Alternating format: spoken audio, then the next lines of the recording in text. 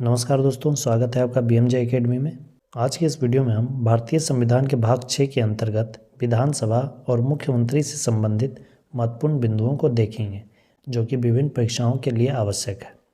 Indian polity के पिछले video में हमने विधान परिषद और राज्यपाल से संबंधित सभी महत्वपूर्ण बिंदुओं को देख चुके हैं। तो आइए दोस्तों, आज का वीडियो शुरू करते हैं। विधानसभा, लेजिस्लेटिव असेंबली। भारतीय संविधान के अनुच्छेद 170 में विधानसभा की संरचना का वर्णन किया गया है। इसकी जो संरचना है वह जनसंख्या के आधार पर बनाई गई थी, जिसका कि आधार वर्ष 1971 की जनगणना है। और 84वें संविधान संशोधन में यह तय कर दिया गया था कि 2026 तक के लिए यही संख्या रहेगी। 2026 में फिर इसमें बदलाव किया जाएगा। और इसके आधार पर राज्यों में राज्य विधानसभा की अधिकतम संख्या 500 हो सकती है और न्यूनतम संख्या, जिसका कि कुछ अपवाद भी है, जैसे गोवा में सिर्फ 40 सीटें हैं, मिज़ोरम में 40 सीटें हैं, सिक्किम में 32 और पुडुचेरी में 30 सीटें हैं।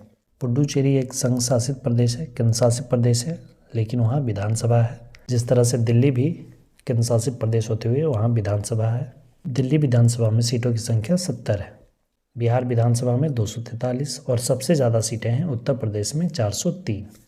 विधानसभा के सदस्यों का निर्वाचन प्रत्यक्ष रूप से जनता द्वारा होता है, जिसे विधानसभा चुनाव कहते हैं, जिसमें हम वोट देकर विधायक को चुनते हैं, MLA, member of legislative assembly को। विधानसभा में आरक्षित सीटें अनुच्छेद 332 के अनुसार SC/ST के लिए आरक्षित सीटें होती है और अनुच्छेद 333 के तहत एंग्लो इंडियन के लिए एक सीट रिजर्व होती थी, लेकिन अब इसे निरस्त कर दिया गया है।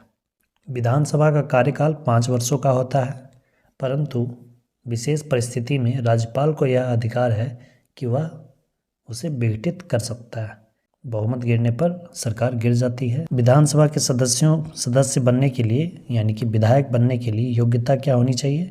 वह भारत का नागरिक होना चाहिए और कम से कम 25 वर्ष आयु पूरी हो जानी चाहिए।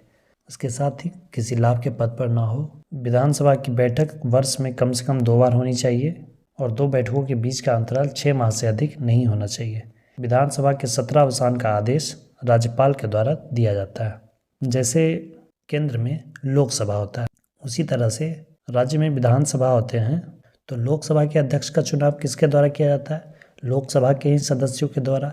उसी तरह विधानसभा के अध्यक्ष का चुनाव विधानसभा के सदस्यों द्वारा, यानी विधायकों के द्वारा ही किया जाता है। और यह अनुच्छेद 178 में वर्णित है। जो अध्यक्ष होते हैं उन्हें किसी भी विधेयक पर मत देने का अधिकार नहीं होता है, परंतु जब 50-50 की स्थिति आ जाती है तब वैसी स्थिति में निर्णायक मत दे सकते हैं।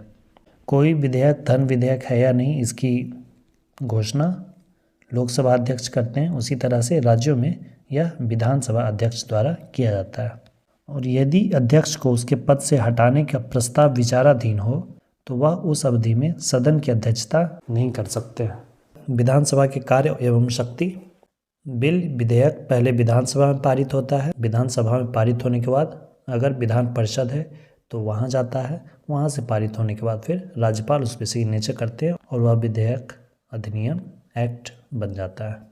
मंत्रिपरिषद विधानसभा के प्रति उत्तरदायी होते हैं। धन विधेयक विधानसभा में पेश होता है और धन विधेयक पे विधान परिषद को कोई शक्ति नहीं होती है। जिस तरह से राज्यसभा को केंद्र में शक्ति नहीं होती है, केवल 14 दिन तक वह रोक सकते हैं, उसी तरह विधान परिषद भी धन विधेयक को केवल 14 दिन तक रोक सकते हैं।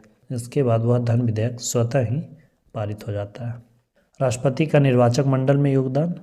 विधानसभा के जो सदस्य होते हैं, जो विधायक होते हैं, राष्ट्रपति के निर्वाचक मंडल में शामिल होते हैं।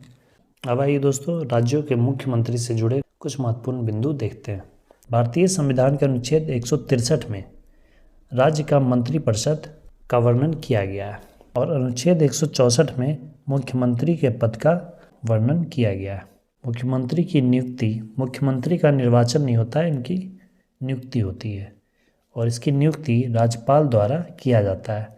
विधानसभा का जो चुनाव होता है उसमें जो बहुमत दल होता है, उस बहुमत दल के नेता को ही राज्यपाल मुख्यमंत्री नियुक्त करते हैं और राज्यपाल ही मुख्यमंत्री को शपथ दिलाते हैं। और मुख्यमंत्री अगर अपना पद त्याग करना चाह रहा हो तो त्याग पत्र भी वह राज्यपाल को देते हैं। मुख्यमंत्री का कार्यकाल 5 वर्षों का होता है, लेकिन यह निश्चित नहीं होता है। अगर सरकार गिर गई तो मुख्यमंत्री को भी अपना पद छोड़ना पड़ता है। राज्यपाल के प्रसाद पर्यंत, यानी कि जब तक राज्यपाल चाहें तब तक। मुख्यमंत्री का वेतन विधानमंडल द्वारा तय किया जाता है। मुख्यमंत्री के शक्ति एवं कार्य का वर्णन अनुच्छेद 167 में किया गया है। मुख्यमंत्री राज्यपाल और मंत्रिपरिषद के बीच एक पुल का कार्य करता है, जिस तरह केंद्र में प्रधानमंत्री, कैबिनेट मिनिस्टर्स और राष्ट्रपति के बीच पुल का काम करते हैं। राज्यपाल के जितने भी अधिकार होते हैं उसका प्रयोग मुख्यमंत्री ही करते हैं। मंत्रिपरिषद के निर्णयों को मुख्यमंत्री ही राज्यपाल तक पहुंचाते हैं और राज्यपाल के निर्णय को मंत्रिपरिषद तक पहुंचाना भी मुख्यमंत्री का ही कार्य होता है।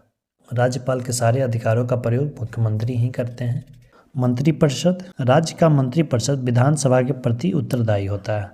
मंत्रिपरिषद सामूहिक रूप से विधानसभा के प्रति उत्तरदायी होते हैं और मंत्रिपरिषद के जो मंत्री होते हैं वो व्यक्तिगत रूप से मुख्यमंत्री के प्रति उत्तरदायी होते हैं। मुख्यमंत्री व्यक्तिगत रूप से राज्यपाल के उत्तरदायी होते हैं। मंत्रिपरिषद का कार्य होता है विधि निर्माण और विकास, लॉ एंड ऑर्डर देखने के साथ साथ डेवलपमेंट भी, विकास भी करना। इस वीडियो में दोस्तों इतना ही। मुख्यमंत्री और विधानसभा से जुड़ी महत्वपूर्ण बिंदुएं बस इतनी ही हैं जिनसे प्रश्न बनते हैं। और दोस्तों अगर चैनल पर नए हैं तो सब्सक्राइब ज़रूर करें। वीडियो को अंत तक देखने के लिए धन्यवाद दोस्तों। जय हिंद, वंदे मातरम।